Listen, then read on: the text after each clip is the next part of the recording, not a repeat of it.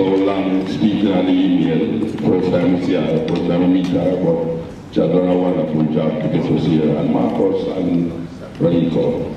Alright, we were talking about culture a while ago, and I really want to put a little spin on this thing, the idea of culture. When one speaks about African culture, what are we really talking about? Given the diversities of the people and the heritage of the people, it's kind of very difficult for a young person at this moment in time to identify what we really speak of when we say African culture, when in one country you have people talking 200 different languages, and in that 200 different languages you have people doing different things in rituals and in the everyday life. In Jamaica, we have a group of people where most people know about them, the Maroons. What are the problem with the Maroons? I know we're going to clap, but I'm not going to clap, I'm not going to clap when I'm done. One of the problems we have with the Maroons is that the Maroons actually believe that there are a different set of people from the African people in Jamaica, where they talk about, tell the children they can't marry outside of the Maroon community. Meaning that if you're going to marry, you have to marry a Maroon. Not knowing that all of us were marooned at that farmer's slave plantation island of Jamaica. And when we come to Africa, we see the same kind of conflict of cultures. So we hear people talk about African culture, and we try to figure out, okay, 50 different countries in Africa. You have people in Ethiopia that do something different from the people in South Africa. You have people in South Africa doing different from the people in Senegal. We really have to redefine what is our African culture, or really examine when we say African culture, what we really mean, because culture, as Mr. Garvey has pointed out, is the basis for all of the other disciplines. If you talk about anthropology, sociology, religion came out of culture, and that culture came out of religion. So there was a cultural expression of the people that actually lead to certain religious practices based on people wanting to understand the meaning of things around them. So, the last thing is that the African professor, he mentioned the thing about going back through the door of no return from the other side. We actually did that with one of the bones of our ancestor in Seville in Jamaica in the late 90s, where we took the bones to Ghana and went back through the door of no return from the seaside. You know, that was done. And we also, there were some Africans who were planning the same, I don't know if you are involved in it, but there were some Africans who were planning a trip from the west coast of Africa and going through the Caribbean island, making a stop in Barbados and going right straight into Jamaica. What they wanted to do was to get some artists on the ship, which it would take 30 days to reach there. The problem with it is that they was using a European boat, and I was kind of get nervous about the European boat. Mr. Obama, the friend, they could have figured it out separately. But these things are very practical things. These things that, you know, it's not unique to one mind, because meanwhile you are over there thinking that there are others over there thinking the same thing. So, in that light, culture is part of that liberation. The liberation of black people can only come through cultural expression, not just dancing and singing, because they have us in that quagmire of dancing and singing. Black people feel they can dance the way out of all the problems and sing the way out of all the problems. You know, we need to develop strategies in the little spaces that culture define: anthropology, archaeology, sociology, religion, all of these things. We have to put them together in a more practical way and then see how we as African people can, because we don't talk about European culture to that basis, because, you know, one person eat horse, the other person don't eat horse. You know, there's a big uproar that day when the French was given animal meat that the English don't eat.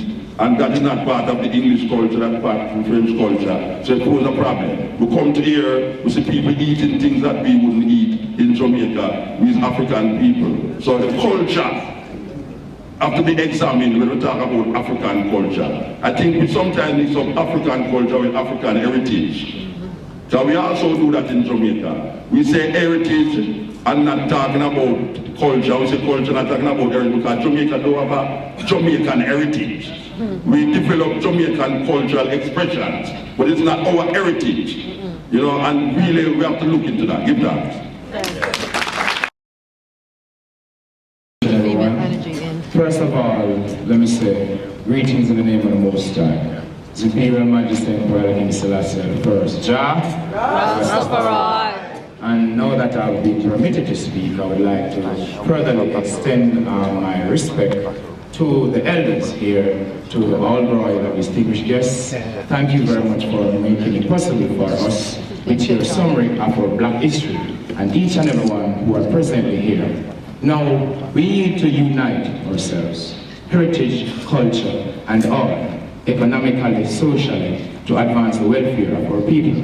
Now, we can't just cry about the pain we felt through the transatlantic slave trade or through the ism and schism designed by the present-day colonial slave masters. But we need to amalgamate our resources. We need to get together and know ourselves more and work towards the development and stability of the continent of Africa. People in the Western diaspora, as Rastaman like to correct a lot of these words, diaspora, I'm not dying, I'm living. So I say in the diaspora, people around there need to come to Africa. We need to open the doors of not just saying repatriation, because we're going to be repatriated, yes, but what are we going to do when we get here?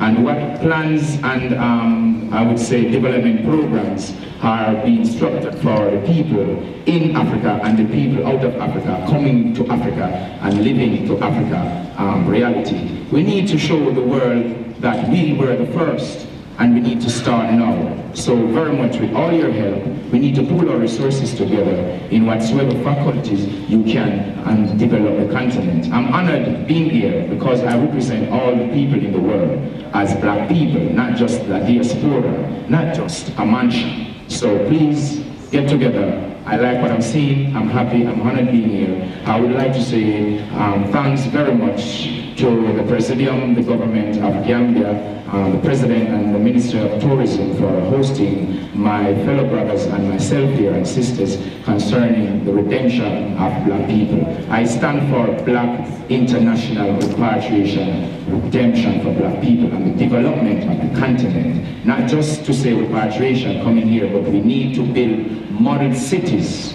new reservoir, new universities, and so on, so we can take our children out of the McDonald's, out of the Burger King, out of all those colonial structured, because the world, I would say, for the colonial slave masters, they're just preparing us for the job markets.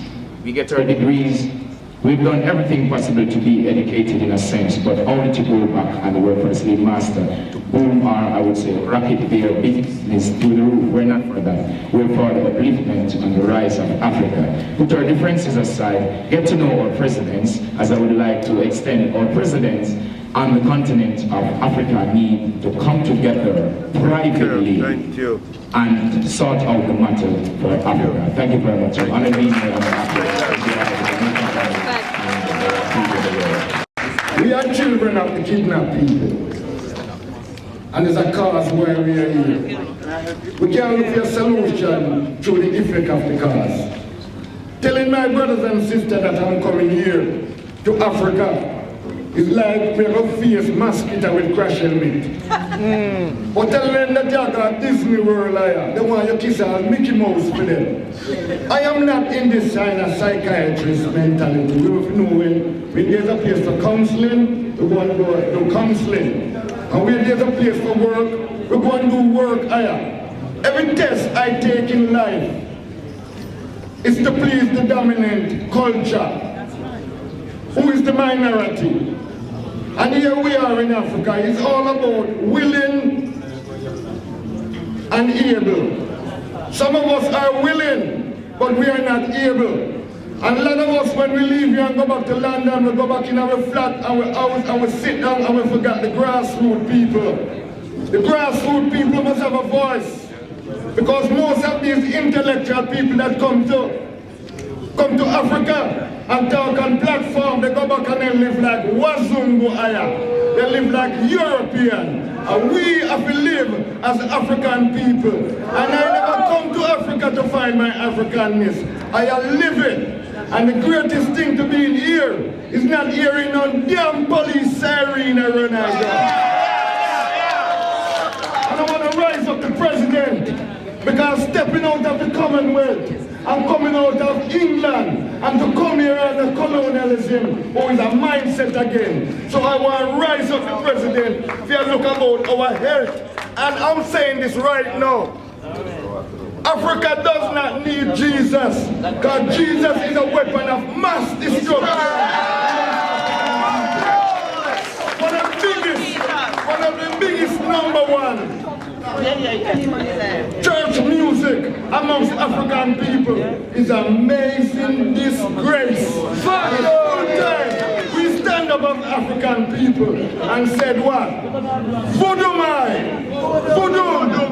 We will not move away from our African spirituality. Thank you. On behalf of Aboo, thank you.